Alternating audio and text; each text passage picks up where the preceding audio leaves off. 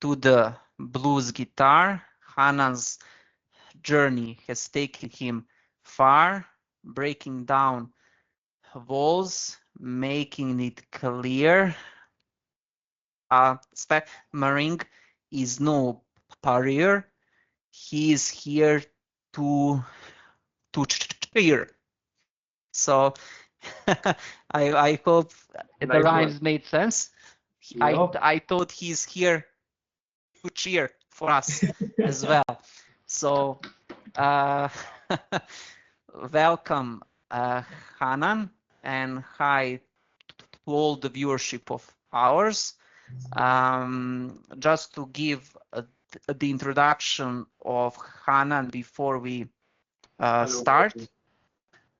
So Hanan is a proud person who has a stammer, and he's a former chair and executive director of AMBI, the Israeli Stuttering Association.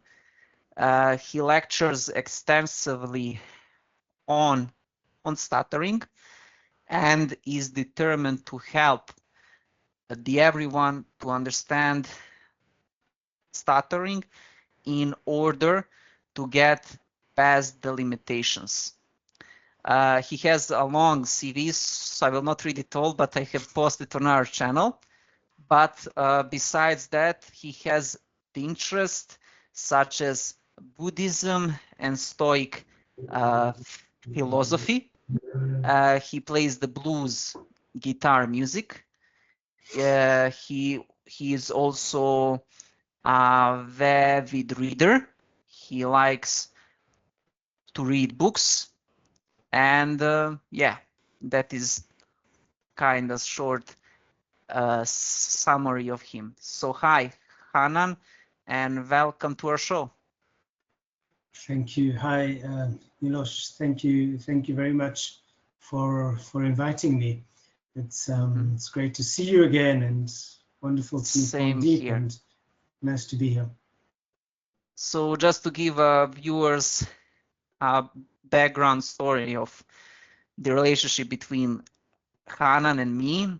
During my high school, I was into stuttering hangout group on the Facebook, and I joined many sessions, and they really helped me a lot, and I still appreciate the people of there. But as time will do, the roads get maybe separated non-intentionally, but I hope this will bring us again a little bit closer, right? Absolutely. Hanan? Yeah. Absolutely. Yeah. So just to also say hi to Pavandip. Hi, Hey Pavandip. guys. How was your day so far? Hey guys. Hope you guys are doing well. Welcome to our channel again, UISP. As always promised, we do bring in different guests from different parts of the world, and as Miloš has spoken about our new guest Hanan. I am doing well. I am doing well. That's nice to hear. Yeah, it's a Saturday morning here. Just finished off a long week. It was pretty long week for me in the lab. Yeah, but then I am doing well. Hanan, nice to meet you. I I have heard a lot about you, like especially from Miloš, and I do have a bag full of like questions to ask you. So so guys, let's begin. Yes, Right. let's start. Yeah. So, Hanan, each Unblock Your Stutter podcast starts with a question from a previous guest of ours. And the previous guest of ours was a lady named Chirali, and she's a moderator of Samurai hangout calls, where people with a stammer come and practice a speech. Yeah, so she had a question. If someone is too demotivated to improve their speech, what advice would you give to them to overcome that feeling and to no longer view it as a disability? Wow, such interesting question. I wonder what is meant by improve the speech. I guess. Yeah, please. But you know, however one interprets that, and I guess we could have a whole conversation just on that. What does improve one's speech mean for different people? I think the experience of stuttering can be very difficult and can be very lonesome. Yes. I would recommend to a person in that situation, a person, you know, she said doesn't have the motivation, or I'm assuming that the person it's not that they just don't have motivation, but the person doesn't feel well. The person is feeling upset, depressed, despondent. Yeah, just basically suffering, beaten by life.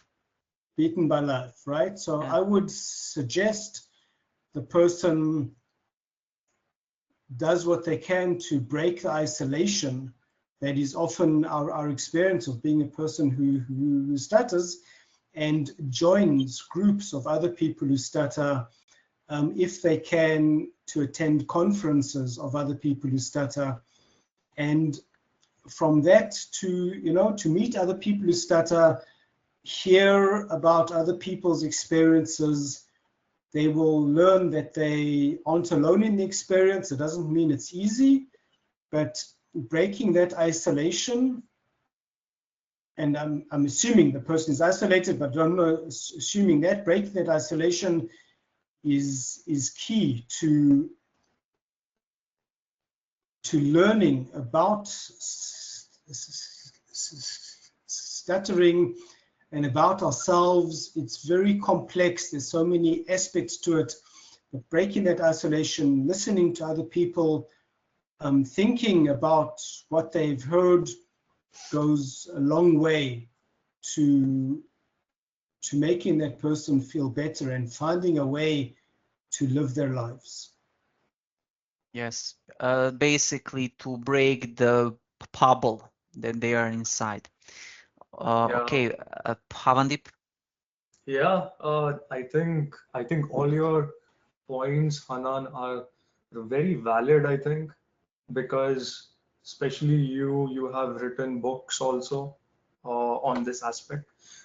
Before we move on to your book, we would firstly want you to share from where your life journey began, and then how, like, what is the first memory of you of this aspect of stuttering, like how did it begin, and what all things can you tell to the young people who are of age 5, 10, 15, of that age, if they are having this problem?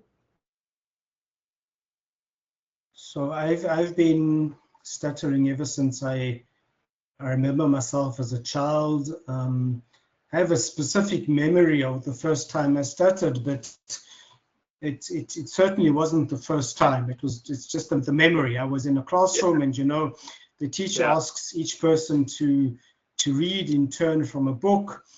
I got up when it was my turn and couldn't say any words, and the whole class burst out laughing.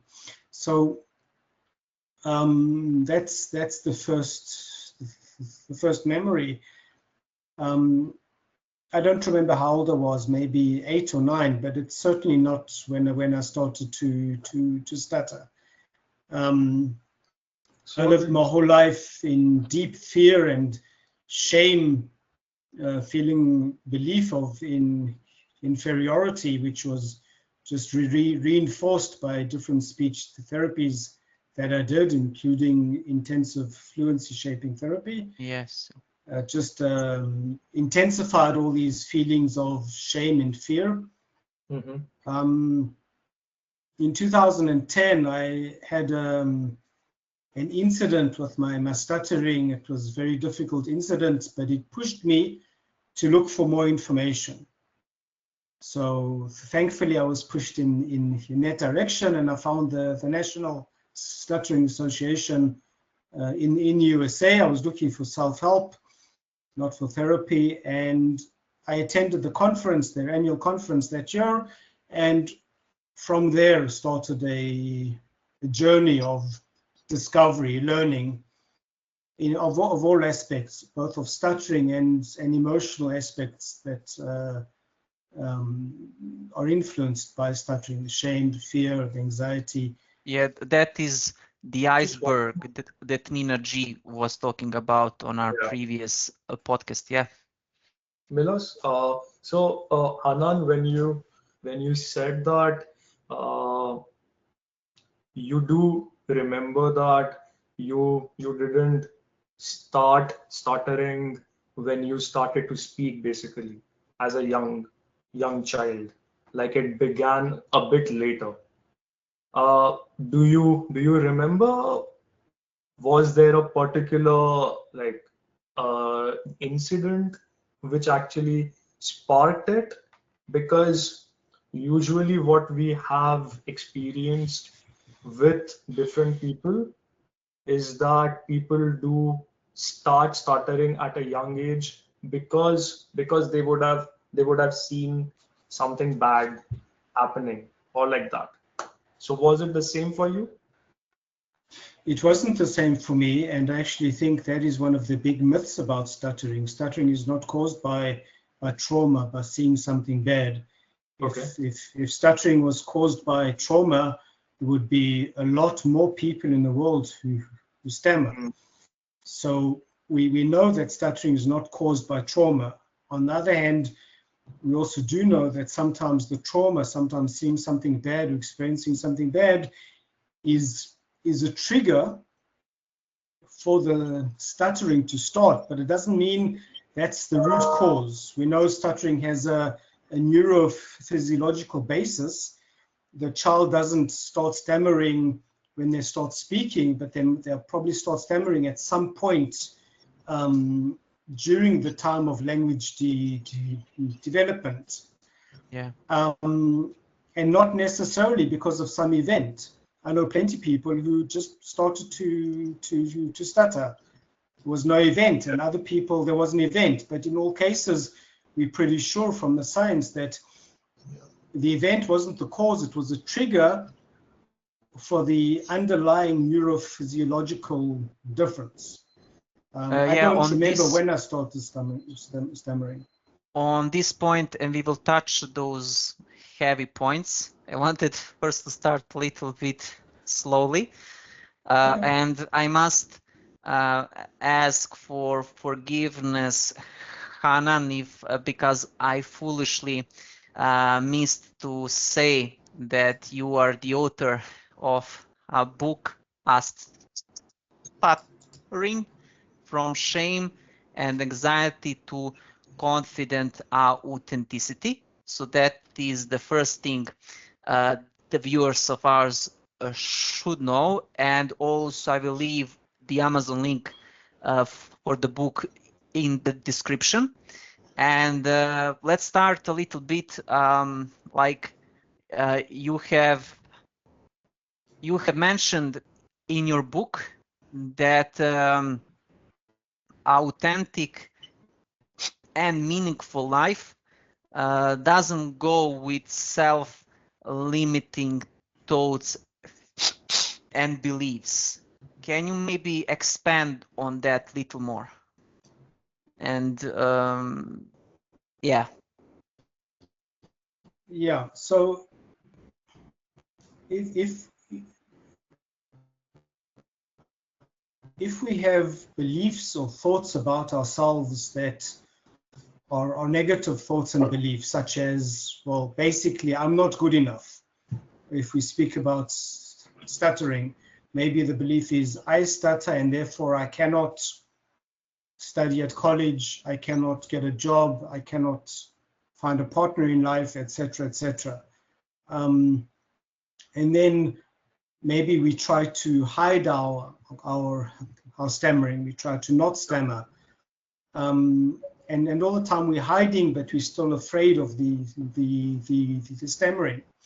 So I'm trying to speak with compassion. I completely understand the experience. I lived it for most of my life, but it's self-limiting. And it's not authentic. We're not living a life that we want for ourselves. We're living a life that is dependent on other people's opinion of us. So we're affected by the public stigma of stuttering. We're afraid of negative reactions to our stuttering, which is understandable because there are negative reactions. Like the time I was told that no one would ever hire me because I stutter. Yes, yes. I however, do remember that part of the book. Yeah. And I'm sure we've all had very similar experiences, some more, some less, but I'm sure we've had. Authentic living is living the life that we want for ourselves, being okay, much more than okay with who we are. So we are, amongst other things, people who stutter, and we have many other characteristics. Exactly. It's part of who we are. It's not always easy, but it's not something bad. We only think it's bad because that's how society perceives stuttering. And then that's how we start to perceive ourselves, because of the self-stigma. And then we're self-limiting. I don't know about you guys. There were many times I, didn't apply for a job or didn't do something. I spent my life avoiding people because I was afraid of the reaction from my stutter. Okay, so I have this social anxiety disorder. So we're not living the lives that we want for ourselves because we have this self-imposed limitation. It's not easy to see that it's self-imposed, but that's the goal. That's my goal anyway. Just my opinion, my goal. We can accept our stutter. We can learn how to understand our stutter, how to reduce our suffering, and live the life that we want for ourselves. Because you, Miloš, you studied computer science, if I'm not mistaken. It was the information technology, but that is it basically. That is it. Information technology. I've got no doubt that you can be excellent in your field, irrespective of the fact that you stutter. I've got no doubt. And that is the thing that I want to turn the attention of viewers. If you do have a stammer like we do, please join the Stuttering Hangout on Facebook. There will be many links to the sessions, and I'm sure that will be valuable to you, as those were valuable to me when I was starting with my high school and then later on with my college and so on. I got freed of that stigma part long ago. But I want to ask Hanan, what is worse? Is it a stigma itself, or maybe a self-stigma?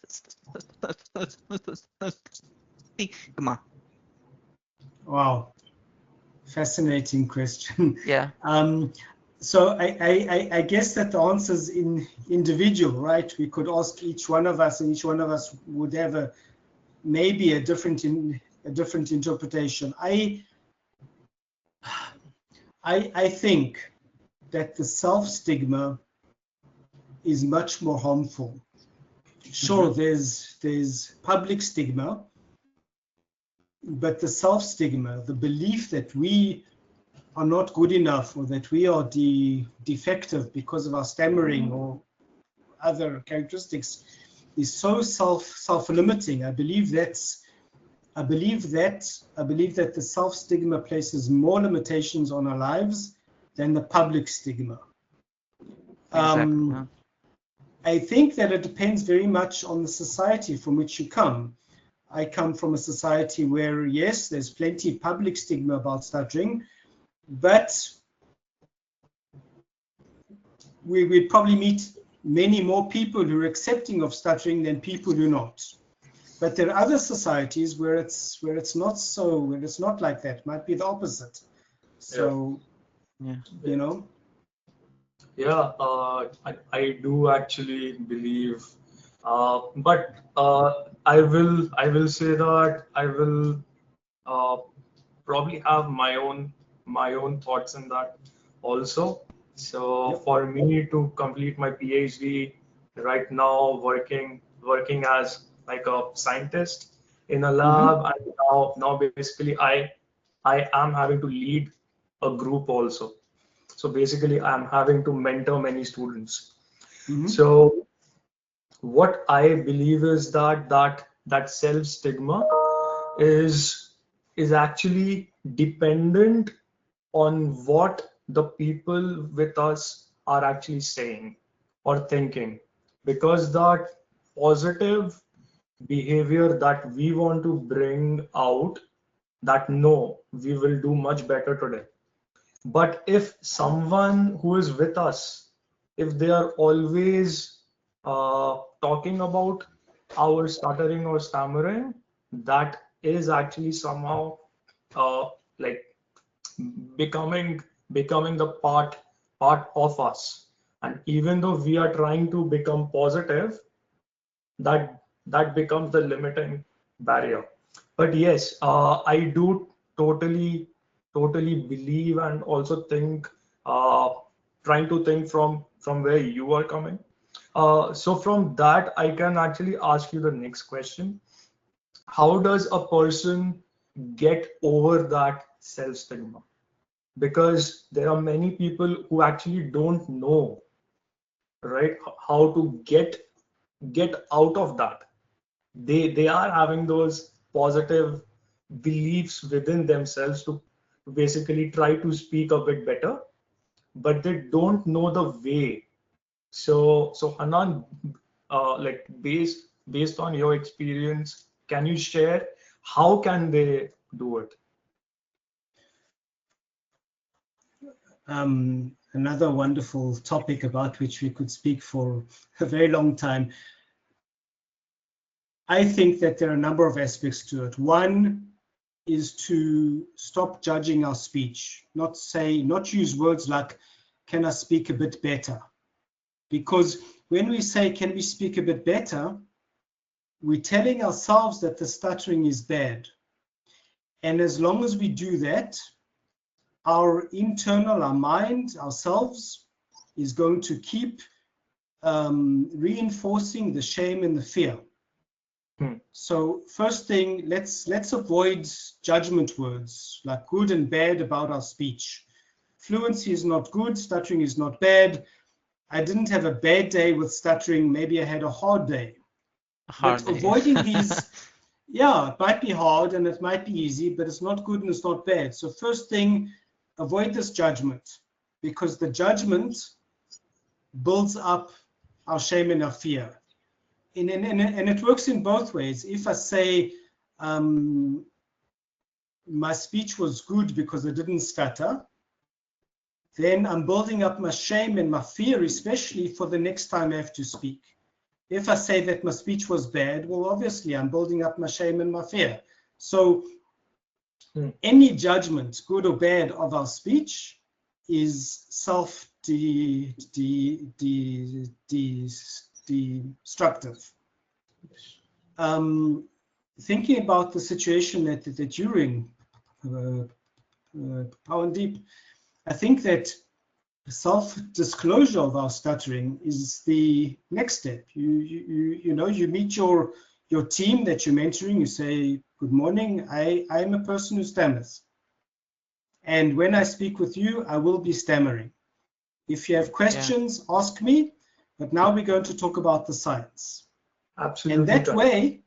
And that way, we reduce our fear of it.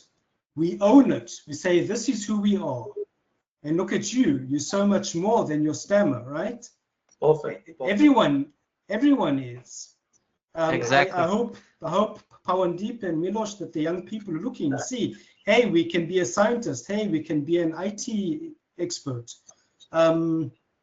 And hey, I'm a person who stutters, and you know what? This is who I am. This is how I talk. So what? It's not easy to get there, but the thing is that somehow we take control of our minds, we take control of our thoughts, and we say, I'm going to choose what I believe, and I'm going to choose how I react to my thoughts. I might have a thought coming up, hey, I'm going to stutter and I'm going to be embarrassed. And we say, okay, hello thought, I know you're there, but I'm not going to fuse with that thought. I'm not going to judge it either, because our thoughts come up. There is it's no about need. Positive thinking. There is no need to communicate with that thought at all. Sorry, I do you think agree it's or actually not? helpful. You know, it's individual, so I don't want to say this is what someone must do. From what I've learned, it's helpful to communicate with the thought in terms of acknowledging the thought. So I have a thought, hey, I'm going to be on a podcast with Miloš and Pawandeep, and I'm really nervous. Are they going to like me? You know, no, they probably won't like me, because, you know, and then I can say, hello thought that you're not good enough. I recognize you. I know you're there. You're not helping me right now, but it's okay. You can be there. So actually communicating with the thought in terms of recognizing and accepting, even embracing the thought, is helpful, because it takes away the power. Not kind of saying, I don't want to think about that, because that doesn't help. The thought comes up, we embrace it. But not to fuse. The word is fusing, not to agree with the thought. Miloš, just to ask. I think what Hanan, like what is Hanan saying is that he's trying to tell the viewers or the people that you have to be a bit strong in the head also to actually right. That is also my point, but I think that we have two different paths of going about it. So Hanan, I don't personally think that you should ignore the thought and not think about it, but I felt personally, if I am responding to a thought, then it starts a conversation at me that leads to the infinity. And when I'm just silent in front of the thought, then its voice gets lesser and lesser and lesser until there is no more, right? So that is kind of my view of that, but we can always agree to disagree. Well, no, I'm not disagreeing. I'm not, you know, you find your approach and works for you, great. So I'm not trying to say that what I'm saying is the way. I'm just saying this is how I handle it, and it's been helpful for me, and you have your way, and that's great. Exactly. I wanted to say it's fine also to disagree. No one has a definite answer in which direction a person who has a stammer should go. Regarding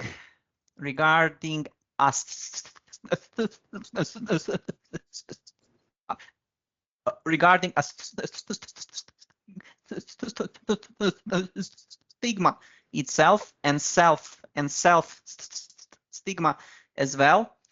I read that you have some examples of practicing self-compassion, loving kindness towards ourselves. Can you maybe share with our viewers some examples? How do you practice the self-compassion and enlivening kindness? Yeah, stuttering can be a very difficult experience, whether driven internally by internal thoughts and feelings or by external events.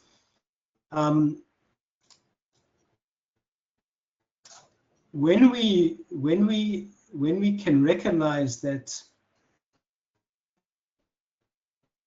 stuttering is a part of us, doesn't make us defective.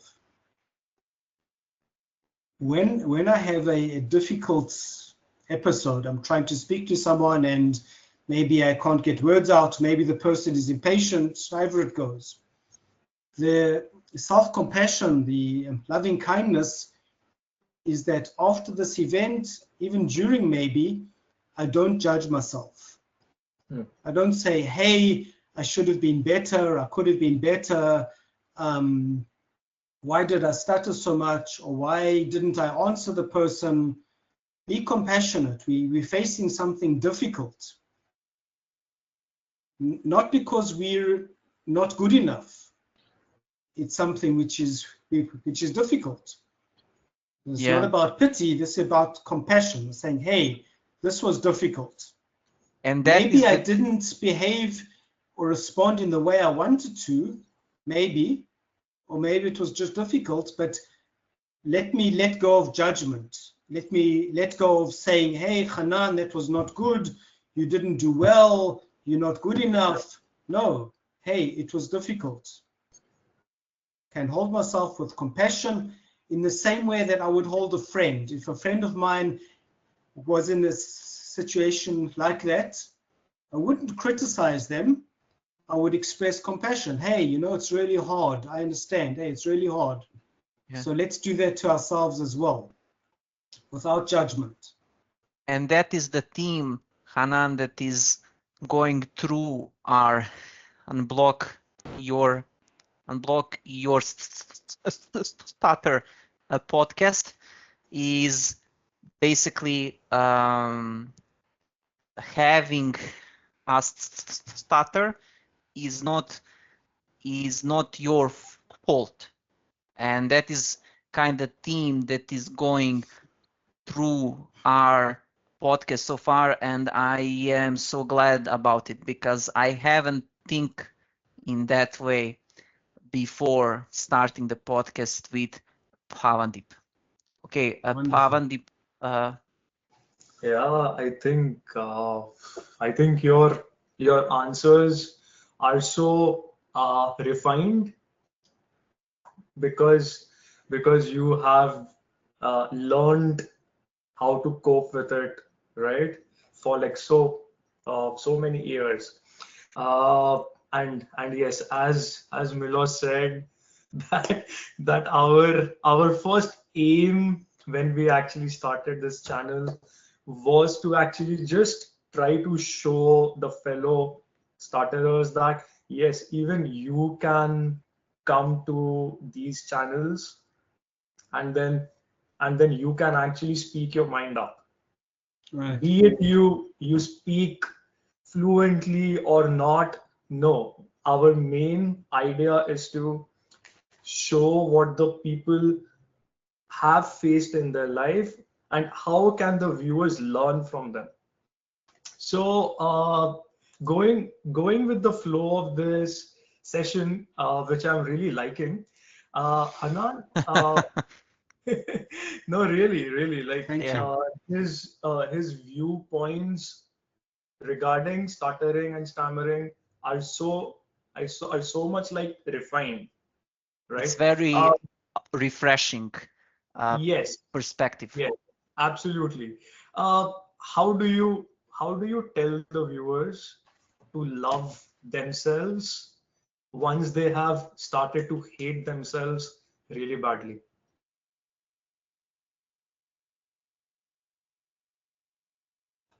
Wow.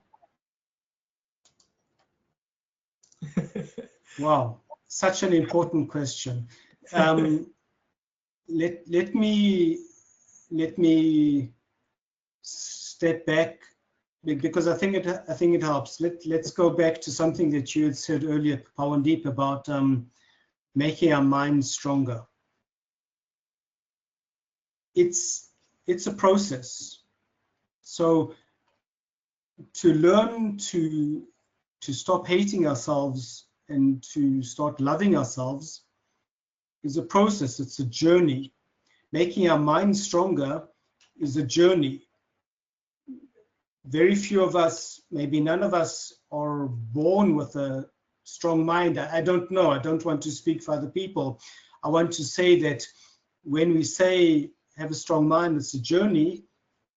Please don't think, anyone, that you don't have a strong mind or don't have the ability to go through this journey. We all have the ability to take one step and another step and another step. It's not one big step, not like from off to on or from on to off. It's a journey, it's a process. So, you know, there's the saying, I think attributed to Lao Tzu, if I'm not mistaken, something to the effect of a journey of 1,000 miles begins with the first step. I'm probably misquoting. The concept of journey. If we hate ourselves, we want to love ourselves, please don't think of it as a switch. It's a journey, step by step. Meet other people who stutter, think for yourself, buy books if you can, read as much as you can, listen to podcasts, think about what people are saying, think what works, what makes sense to me, what doesn't make sense to me. Learn about topics that are not directly related to stuttering, such as resilience. What is a strong mind? It's a resilient mind. What is resilience? Being able to withstand what is called the slings and arrows of life. Life is full of challenges, whether we stutter or not. Stuttering is not the only challenge. If we didn't stutter, we would certainly find and experience other challenges. The question is how we handle it. It's not trivial, but we can learn. Let's learn about what gives us meaning, what is meaningful in life, what gives us purpose, and also to learn about stuttering. What is stuttering? If I can say, you know, maybe I'm not stuttering very, very well tonight. I apologize that I'm not stuttering a lot or so well. I stutter, but I don't struggle with my stuttering as much as I did in the past. Why? Because I learned all these things about acceptance, about being aware of my stuttering. And it's so difficult because stuttering can be such a harsh experience, then we don't want to face it. But actually being in the moment of stuttering, being mindfully present in the moment of stuttering is necessary. So how do we learn to love ourselves? By thinking about acceptance, by thinking about the moment of stuttering. What is happening in the moment? Because there's stuttering and there's things I do as part of my struggle to not stutter. And often part of the struggle to not stutter causes me to stutter even more. And this is not about blame. This is not at all about blame. This is all completely understandable. But learning about these things can help us go from self-hatred to self-love. And self-love is very important, that we're not perfect. No one's perfect. So let's love ourselves with all our imperfections. It's okay. And I'm not saying that stuttering is an imperfection. Not at all. It's just something. It's not an imperfection. Yes. But if we think of fluent speech as something perfect, then we're going to have a very miserable life. And it's very sad. Miloš? Yeah, Sorry, I please I carry on. mean most of the people with a stammer, they know that even let's say quote unquote normal people, I said with a strong quotation mark, they know that even fluent speakers have a stammering moment here and there. But what I wanted to ask you, Hanan, about something outside stuttering and is also related to one common interest of ours. You said you are a Stoic philosopher, let's say, or a fan of a Stoicism, right? So, what did the authors such as Marcus Aurelius, or maybe the Epictetus or Seneca taught you? So I'm very much, yes, a fan and very much learning.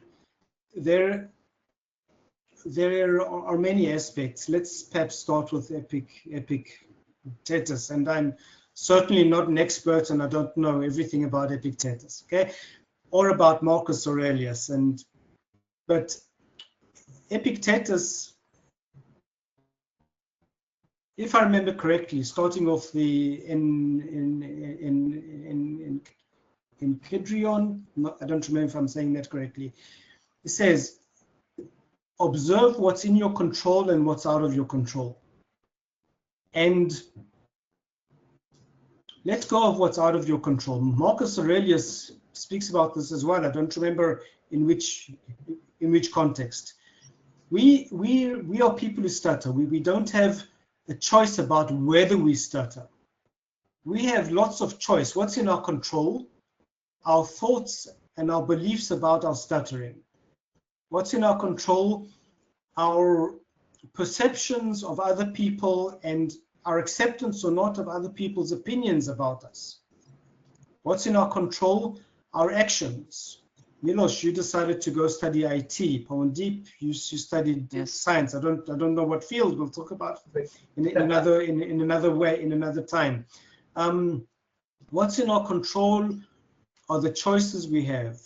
We don't have a choice as to whether we stutter or not. We have a choice on how much we struggle with our stuttering and how much we try to hide our stuttering and how much we believe that we're not good enough because of our stuttering. So the first thing is what's in our control and what's not. We might believe that actually I don't know that I was going to think of an example, but it's a bad example. What's in our control and what's not. This is the first thing. The fact of the stutter is not in our control. It's part of our physiology. I can't control if I don't have hair or not, and I can't control if I stutter or not. But I can. What's in my control is my attitude towards my stuttering. Yeah. And this makes a huge difference. Yes. If I think it basically opens the doors that were closed before. Absolutely. Yeah. And if we go to Marcus Aurelius,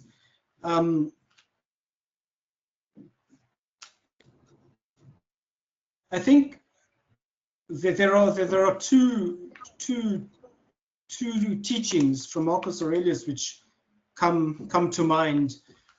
One is what stands in the way becomes the way, or in the words of Ryan Holiday, an author on Stoic philosophy, the obstacle is the way.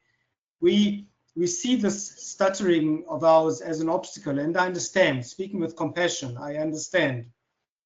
But it doesn't. We can see it in a different way. Actually, Epictetus talks about holding something. We have a choice on which handle to hold something. We have the stuttering. We can hold it with this handle and this handle says, hey, stuttering is bad and you are bad, and it's a boiling hot handle and it's very uncomfortable. Or we can hold it with the other handle and look at it in a different way. So this obstacle, it can become the way. We don't have to remove the stuttering. It can become our way. We are a person who stutter. It can even help us in life if we are open and accepting, and then maybe we can teach other people and help someone else who's trying to find the way. Yep. And Marcus Aurelius, and I think Seneca, but I'm not sure, famous for speaking about, remember that you will die. Yes, You don't have to fear death. they based a lot of their philosophy on that, but not in the negative sense, to be depressed about, but to be joyful that each day is a gift. And like I think Marcus really said, or maybe I'm wrong, but he said that don't try to be a good man, but just be a good man. So yeah. Exactly. Action. Okay, remember that we will die, not in a negative sense. And Buddhism, I think, speaks about this as well. Recognize the miracle of birth. Okay, in all the universe and all the permutations and combinations of what could happen with our atoms and our cells. We will die. Dying is part of life. It's natural. Let's not fear death. It's not so easy, but let's not fear death. I mean, we're all going to die. The point is, what am I going to do now? And the answer is action. And what action?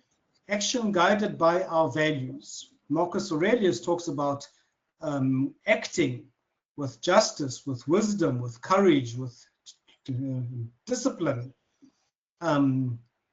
Discipline maybe includes maybe not working on something which is difficult, but something which you want to do. I'm sure it's not easy to study IT or to do a PhD in any field. And not just but this is what we want to do. Not just study an IT, Hanan, but I also want to bring to our viewers, when I was doing my master's degree, okay, I was working also as a programmer at the same time. And Wow. this will come in our next podcast, as we have both announced, both Pavandip and me, basically what is like to deal with the both of the things at the same time. But yeah, and thanks to God, I'm still a programmer. That is not changed. And okay, Pavandip, yes, please. Yeah. So moving from where you just now spoke about. So if I talk about self-control, okay. So when I speak and when I want to have that self-control, I just talk slowly in this manner. So my name is Pavandeep Singh Matharu. I have done my PhD in mechanical engineering. I develop humanoid robots, soft robots. So I then go where I feel that I am sure about talking like this, even if I am talking on stage. You, in your last answer, mentioned that there has to be science in it also. So as I develop robots, even I have to first look at science. When I develop a humanoid robot, I will have to first study about the human motion. That is science, right? In a similar way, what do you tell the viewers If my philosophy is science, in terms of making a humanoid robot, how do I relate that philosophy of stuttering, of self-discipline, to actually make a humanoid robot who can talk fluently?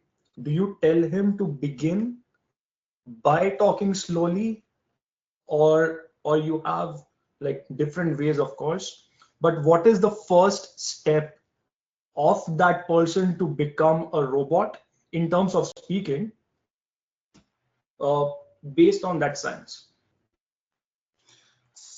It's a fascinating topic. We all have our own approaches, and Yes. I respect your approach. I just want to offer a different approach, but I completely respect. I don't think that we have to control our speech. I think we can get up on stage and we can stutter. I do. I get up on stage and I stutter. I speak with customers and I stutter. Sometimes more, sometimes less. I'm still, got a lot of fear and shame in me because I carried it with me for 50 years. It takes time. So I don't feel it's about control of our speech, but rather control of our emotions and our thoughts and our beliefs around that. Regarding a humanoid robot, I would say, hey, humanoid robot, you want to mimic a human being. There's a lot of diversity in being a human being. Absolutely. And some human beings talk without stuttering, and some human beings talk with stuttering. Maybe we can make a humanoid robot that stutters. It's not a defect.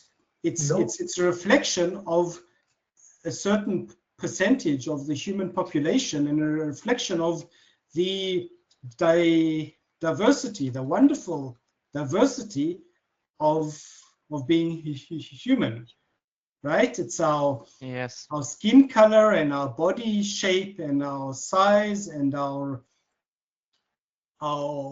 gender identity and our stuttering. And they're all complicated topics because we think about religion and our beliefs, and hey, you can't speak about that because my religion talks about that. But at the bottom, we're human and we're diverse and we're different.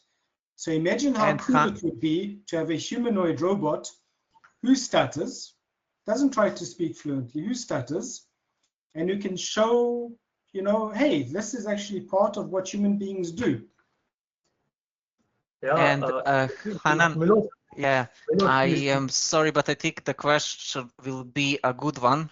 So, do we necessarily have to change the public opinion in order not to feel shame, stigma, or emotions such as these? Or and I hope I will pronounce his name correctly, Willem Jean Bok said, to just stutter. Yeah, wonderful question. Wilhelmine Borks, she also did the illustrations for my book, and I was so happy to work with her. Just stutter. If we are going to wait until there's no public stigma, hey, we're going to be here forever. Okay, we cannot. We can. If we wait for public stigma, then we are prisoners, and we're letting our minds be imprisoned by the public.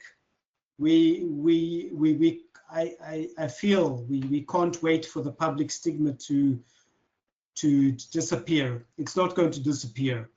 It's something that we have very little control over. It's out of our control. Yeah. On the other hand, we've got control over how we recognize and handle our self-stigma. And in fact, when we recognize and accept and love ourselves as people who stutter, then we can do and even we can be even more helpful in changing the public stigma, because we can speak out as people who stutter openly, just stutter. Willemijn is wonderful. She said it and she shows it in her work so well. Just stutter. It's liberating. That is liberation. That is like bottom line, underlined. Just stutter. Go about your life. Values-based action. Live your life. It's not trivial. Find other people who stutter. It's a journey, but we can all get there. I think that you have done like a cross of different philosophies, let's say, and included in the stuttering book itself. I think we are not, like I mentioned before on the previous podcast, we are not a single issue people. We have a multiple of them. Okay, Pavandip, did you want maybe? Yeah, sure. Have you? Something? Yeah. So have you ever researched on people who do stutter? Like, did you ever study about people over a few years of like how they are behaving, what sort of physiological changes are in them? I am actually asking you this question because I think it can be a good topic in future to actually write something on, to actually learn from it also. So yeah, Hanan, please. So thank you. I have not done research like that myself. I'm an engineer and electronics engineer by training, and I work. Yes. I worked a lot in industrial automation, servo control, and I work in functional in functional safety of automation. Finally, Pavandip has find a colleague. Because usually they were programmers such as me. So yeah. So the world of robotics and motors, it's like huge. Functional safety is very close to my heart. I haven't done research on other people who stutter. I've read a lot of research from researchers, right, who study people who stutter and sometimes study people who stutter over time. I've done my own observations of myself and of people I know, but that's not scientific research. So I haven't done any. I'm not a researcher. I'm simply working to understand myself and to understand stuttering, and to hopefully help other people. That's all. So if if our viewers, if they see this, if you can suggest on something to do that research in future, maybe if someone wants to do it, what aspects, like what psychological or physiological aspects will you suggest to those people that they should actually do when they are trying to research about a person's speech? I would say that the focus is not on the speech. The focus is on the quality of life. The focus is on the person's ability to live the life that they want. So measuring stuttered speech is of no value, of no benefits. It's pointless. It's done a lot, but it's pointless. But more and more researchers are not measuring stuttered speech. They're measuring people's attitudes towards themselves and their beliefs. Long-term studies like that are often accompanied by some kind of therapeutic process. Maybe it's acceptance and commitment therapy. Maybe it's avoidance reduction therapy as taught and as implemented by Vivian Siskin. Learning that it's not about the stutter, but it's about our avoidance and everything that we believe is wrong about us. So some kind of therapeutic process like that, which is a process that takes time, studying that kind of process over time with people. And I believe that there are researchers who do this. It's not about measuring speech, it's about measuring attitudes, thoughts, beliefs, I think, okay, because I'm very passionate about this. Only my opinion, I'm very passionate about this. It's not about stuttering. Let us allow ourselves to stutter openly. Every time we try not to, we reinforce the shame and fear. Yes, that is the thing I mentioned in our podcast, Pavandip, but not in this context. Like we need a certain bravery within our own ranks. Like so that is kind of like maybe to be a risk taker, let's say. But and I think that both Pavandip and me have done a lot of risk taking by doing this Unblock Your Stutter podcast, because before us, maybe besides National Stuttering Association, I haven't seen one on such a topic. I am sorry if I missed Tavar as well. So, but to Hanan, I loved your quote, if I can't be cured and I can't escape, then acceptance becomes the only rational path to me. Yes, right? It hit me so hard, like, and I know that we have already touched on that. Can you maybe more describe it? Yeah, for most of my life, I was looking for a cure, or thinking that I need to be cured from my stuttering. But the simple fact is that there's no cure. We stutter. We can learn to suppress our stuttering, and I'm not judging, okay? We can learn to suppress our stuttering by talking like Pavandip demonstrated earlier, and I'm not judging. It's okay, right? Everyone for themselves. There's no cure. We can learn to suppress our stuttering. There's effort involved. We have to use part of our brain power and concentration to do that. It's okay. But there's no cure. So for me, okay, there's no cure. I'm a person who stutters. This is who I am.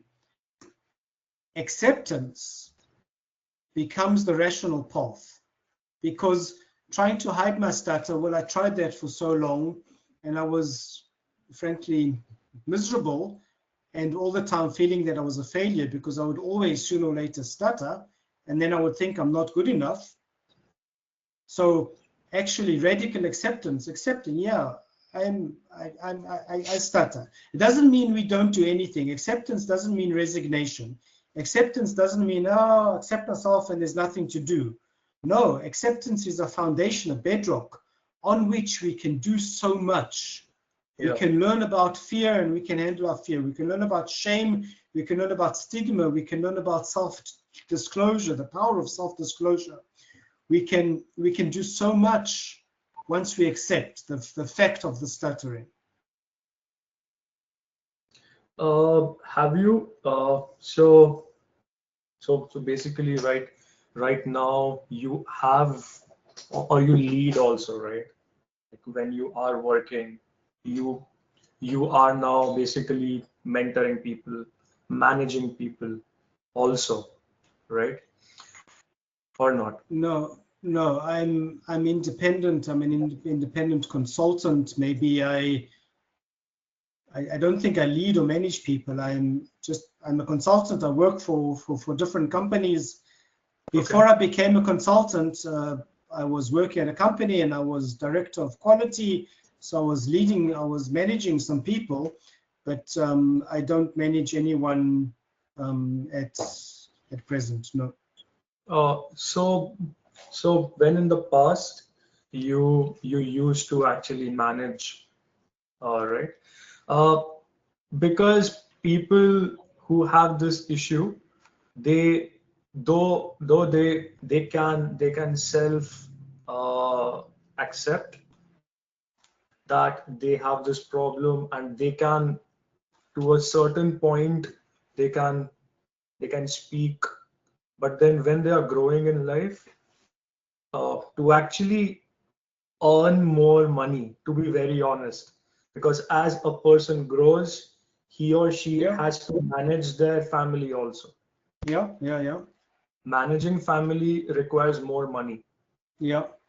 Money comes when you move up in life, Yes. which will actually come to somewhere you will have to manage a group of people. Yes. What aspects did you do in your life to manage in a good way? Number one, with your speech. With your speech, how did you manage your group? So two things.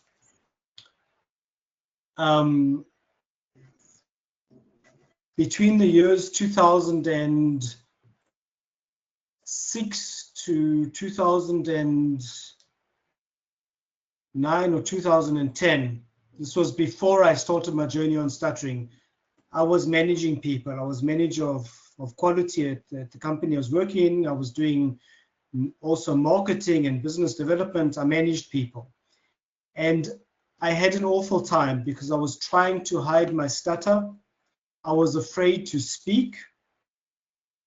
And because I was afraid to speak, it interfered with my job.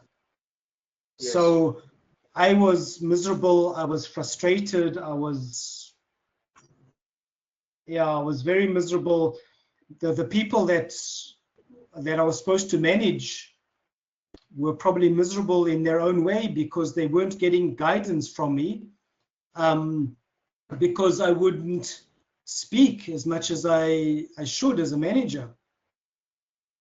Compare that with another period where I was when I was managing people. This was between approximately 2015 to 2019.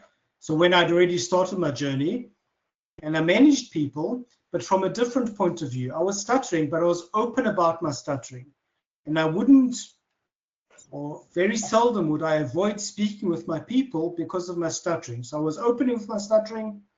Everybody knew I stuttered. It wasn't an issue with any of us. And then I was also a more effective manager. Not because I was able to, managing is not about telling people what to do. Managing is about listening, about explaining, about having conversations, about guiding, asking other people for their opinions. Before, Hanan, in the first period, I was, Can you just say if I am right on this? A true manager just. So I think we lost this video, right? Or not? No.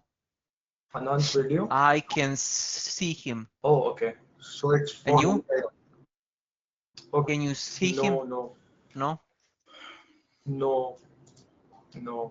Okay, I don't know, but I can. I wanted to make. We can at least. But can you hear him? Can you hear me? Yes. Okay. I do apologize, folks, because I need to go in about 5 minutes, and I really apologize. But let's. Okay, so. I really apologize, but let's wrap up. Okay. Great. I wanted to make a small digression. If a true manager is kind of a manager that an employee doesn't feel him present but still he guides and leads and so on. I think Yep. it's also a complicated topic. A good manager, I think, is someone who an employee is not afraid of. Someone Exactly. that person feels they can talk to. Sure, the person has to guide, but the person doesn't necessarily know everything. I mean, no one knows everything. A good manager knows that he doesn't know everything. So a good manager enables the person to do the job and to feel comfortable, to feel safe. Mm-hmm. Hanan, just can you, because you are rushing, I guess, you need to leave soon. If you can leave a question for our next guest. He's also a person who has a stammer as well, and he is also the Indian as Pavandip is. Can you maybe ask him a question that we can pass? Wow. I'm fascinated by how stuttering or stammering is perceived in different cultures. So my question to him would be, can you tell me more about how stammering is perceived in your culture? And I know India is a huge country with different cultures within the Indian culture, right? Yeah. So within your community, within your culture, how is stuttering perceived, and how does that affect your life and your beliefs about yourself? Perfect. Great. I think that is a wonderful question, and I think that we could have a part 2 of this podcast.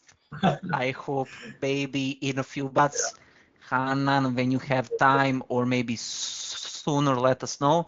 I think, guys, this book is a very deep one, and I hope the Amazon will allow Serbian market as well to buy it. But I need to check that. I need to check why. Yeah, so please, when you have time, I have read all 4 sample chapters with so much attention. Okay, so that is it. Hanan, do you have something more to say? Maybe. Just want to say thank you so much to you, Miloš, to you, Pavandip. I feel very fortunate to have spoken with you folks tonight.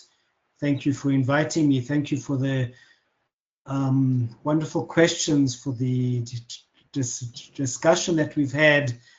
I apologize that I have to go. It's fine. But wonderful discussion. Stuttering is complex. We could speak for weeks, and exactly. I really appreciate